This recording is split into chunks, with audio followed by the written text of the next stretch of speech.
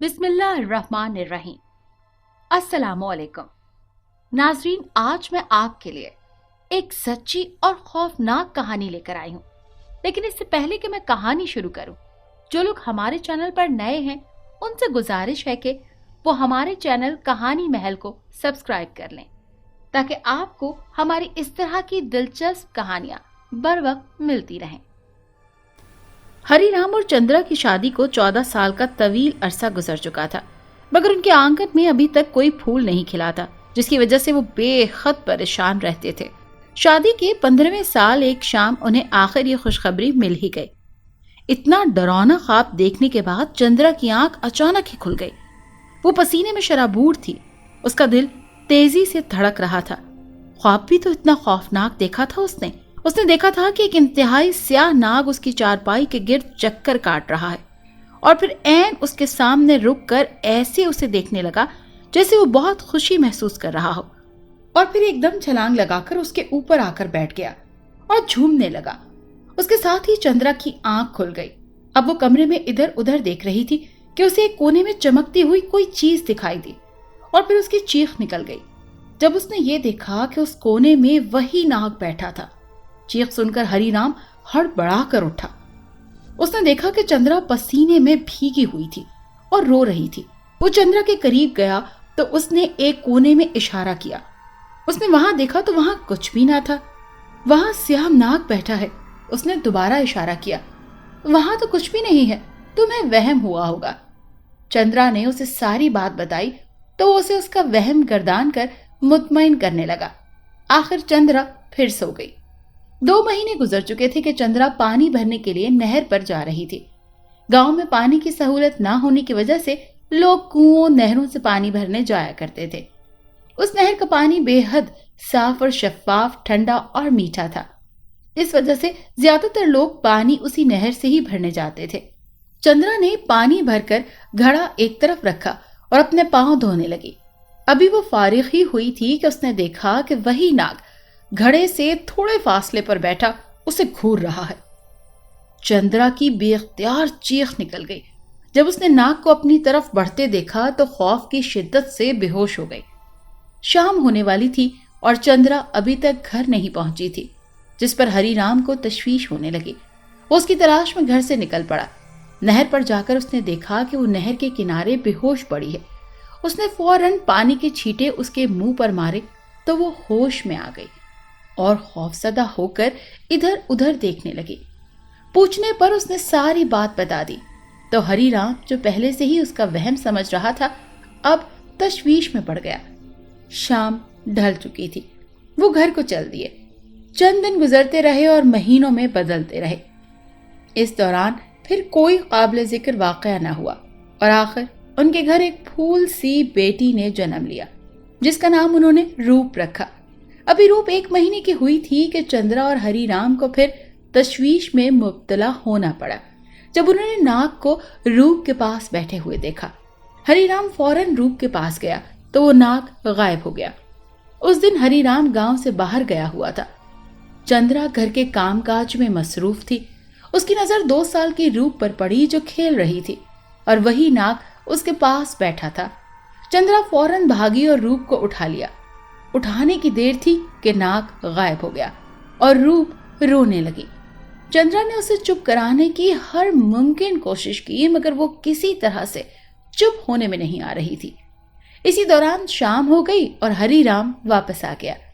क्या हुआ है चंद्रा, इसे रूप रो क्यों रही है? हरिराम ने जब रूप को यूं मचल मचल कर रोते देखा तो फिक्रमंद हो गया। वो नाग फिर रूप के पास बैठा था। जब मैंने उसे उठाया तो वो गायब हो गया और ये रोने लगी। मैंने इसे चुप कराने की हर मुमकिन कोशिश कर ली, मगर ये चुप ही नहीं हो रही। वो भराए हुए लहजे में बोली, ए भगवान, पता नहीं ये नाग हमारे पीछे क्यों पड़ गया है। तुम ठीक ही कहती हो, पहले तो हमने ज्यादा तवज्जो न दी थी, पर अब कुछ करना ही पड़ेगा। हम सूरज निकलते ही दूसरे गांव में पंडित जोगीनाथ के पास चलेंगे। हरिराम के कहने पर चंद्रा ने तैयारी शुरू कर दी, जबकि रूप रोते रोते सो गई थी। पंडित जोगीनाथ पंडित होने के साथ साथ एक जोगी भी था। वो बहुत नेक इंसान था और उसकी मदद कर सकता था। सूरज निकलते ही वो दूसरे गांव जाने के लिए रवाना हो गए। रूप अब बिल्कुल नॉर्मल थी। 3-4 घंटों बाद वो दूसरे गांव पहुंच गए। पंडित जोगीनाथ अपनी कुटिया के बाहर आंखें मूंदे बैठा था। जैसे ही वो लोग वहां पहुंचे, उसने अपनी आंखें खोल दी। नमस्ते पंडित जी। हरिराम के कहने पर उसने तीनों को देखा और जैसे ही उसकी नजर रूप पर पड़ी, वो चौंक कर खड़ा हो गया। हरिराम घबरा कर बोला, पंडित जी क्या बात है? ये तुम्हारी बेटी है, लेकिन इसमें एक नागम देख रहा हूं मैं। क्या मतलब पंडित जी? हरिराम और चंद्रा पहले ही परेशान थे, ये सुनकर और घबरा गए। सब बताऊंगा, तफसील से बताऊंगा, पर ये बताओ तुम लोग कैसे आए हो?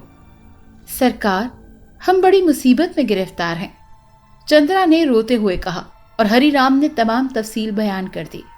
ये सब एक ही वाक़े की कड़ी है। उस नाग का उस बच्ची से गहरा ताल्लुक है। जोगीनाथ ने आसमान पर देखते हुए बताना शुरू किया। 100 साल पहले नाग और नागिन का एक जोड़ा बहुत हंसी खुशी अपनी दुनिया में रहता था। ये जोड़ा रूपधारी था और हर किस्म का रूप धार सकता था। ये जोड़ा हुस्न में सब नागों से बढ़कर था। नाग और नागिन एक दूसरे से शदीद मोहब्बत करते थे। एक दिन नागिन जख्मी हालत में नाग को मिली। उस वक्त नागिन इंसानी रूप में थी। नाग भी इंसानी रूप में आ गया और उसने उसकी हालात का सबब पूछने लगा तो वो बताने लगी, मैं इंसानी रूप में एक पहाड़ पर गई थी और वहां से अचानक नीचे गिर गई। नागिन ने कहा और फिर उसकी आंखें बंद होने लगी और उसकी हालत खराब होने लगी। अचानक ही वो नागिन के रूप में आ गई और मर गई। नाग बहुत शिद्दत से रोया। उसने अहद कर लिया कि नागिन को जिंदा करके रहेगा।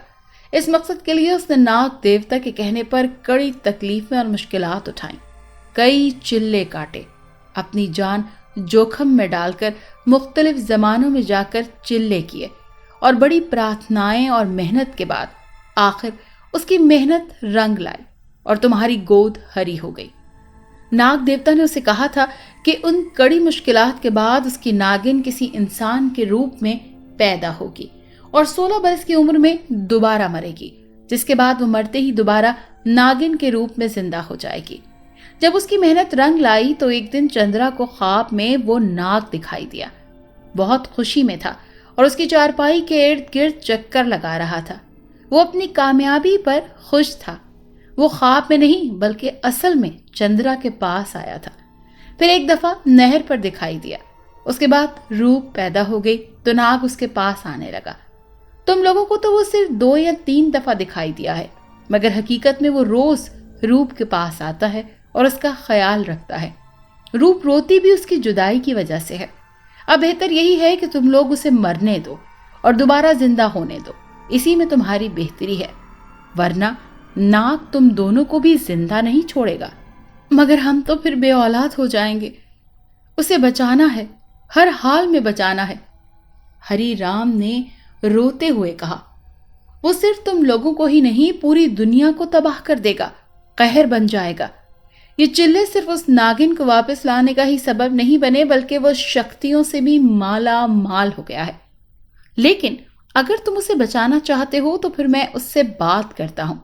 तुम रात यहीं गुजारो, मैं आज की रात उससे बात करूंगा। पंडित ने उन्हें कुटिया में जाने का इशारा किया और खुद उठकर जंगल में चला गया। शाम ढल गई थी तो वो वापस आया और एक दरख्त के नीचे बैठ गया। रात होते ही उसने मंत्र पढ़ना शुरू कर दिया। कुछ देर गुजरी थी कि सांपों की फुनकारें शुरू हो गईं और वो नाग नमूदार हो गया। उसके नमूदार होते ही धुआं सा फैलने लगा और वो इंसानी रूप में आ गया। राजन, तुमसे एक बहस छिड़ेगी रामला की वजह से। जोगीनाथ ने बात शुरू की। मेरी रामला नागिन की वजह से? क्यों पंडित? नाग ने कहा। राजन, 1 मिनट में हरि राम को बुलवाता हूं। जोगीनाथ उठकर अंदर गया और हरि राम के साथ वापस आ गया। ये चाहता है कि तुम रामला को दोबारा जिंदा ना करो ताकि ये बे औलाद ना हो। जोगीनाथ ने दोबारा कहना शुरू किया। जिंदा उसे मैंने हर हाल में और जरूर करना है, वरना मैं रूप को यहां से ले जाऊंगा और मेरा अमल जारी रहेगा। मगर कोई और तरीका नहीं है? हमें हमारी औलाद से भी हाथ ना धोना पड़े और तुम्हारी ख्वाहिश भी पूरी हो जाए, हरी राम ने कहा।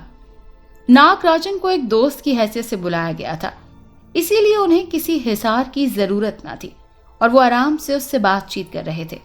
अगर तुम बे औलाद होना नहीं चाहते हो तो इसके लिए एक शर्त है, ये बात हम तीनों के दरमियान रहेगी। मेरा अमल पूरा होने दो, फिर तुम्हारी बात भी पूरी हो जाएगी। राजन उन्हें बाकी तफसीलात बता रहा था। रूप अब 16 बरस की हो गई थी। 14वीं की रात थी और उसका हुस्न भी बेमिसाल था। आज की रात उसने मरना था।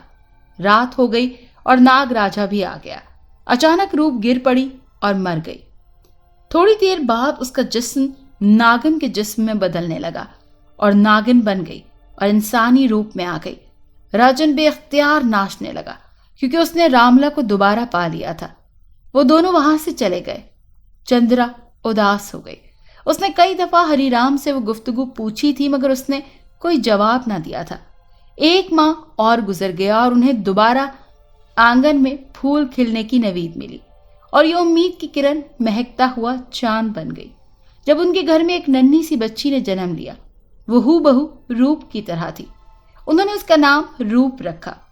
1 साल गुजर गया और उनकी हैरत की इंतहा न रही जब 1 साल की नन्ही रूप 17 साल की लड़की में बदल गई। रात को जब वो सोए तो रूप 1 साल की थी। सुबह उठे तो वो 17 साल की लड़की बन गई थी और हूबहू पहली वाली रूप की तरह खूबसूरत थी। यही तो वो बात थी जिसे बताने से राजन ने मना किया था। राजन ने कहा था कि रूप के नागिन बनने के बाद 1 माह के वक्फे से उनको दोबारा माँ बाप बनने की नवीद मिलेगी और उनके घर जो बच्ची जन्म लेगी वो हूबहू रूप से मिलती होगी और 1 साल के बाद वो 17 साल की लड़की बन जाएगी। क्योंकि पहली बेटी 16 साल की होने पर उन्होंने खोई थी, इसीलिए दूसरी 17 साल की हो जाएगी और हूबहू वैसी ही होगी।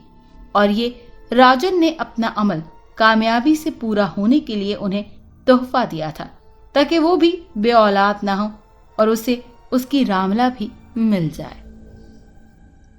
अगर आपको ये कहानी अच्छी लगी है तो इसे लाइक कीजिए और हमारे चैनल कहानी महल को सब्सक्राइब कीजिए। और हाँ, अगर आपके किसी दोस्त, रिश्तेदार या बहन के साथ खुदा न खास्ता इस तरह का कोई भी वाकया पेश आया है तो हमें कमेंट सेक्शन में उसके बारे में जरूर बताइए।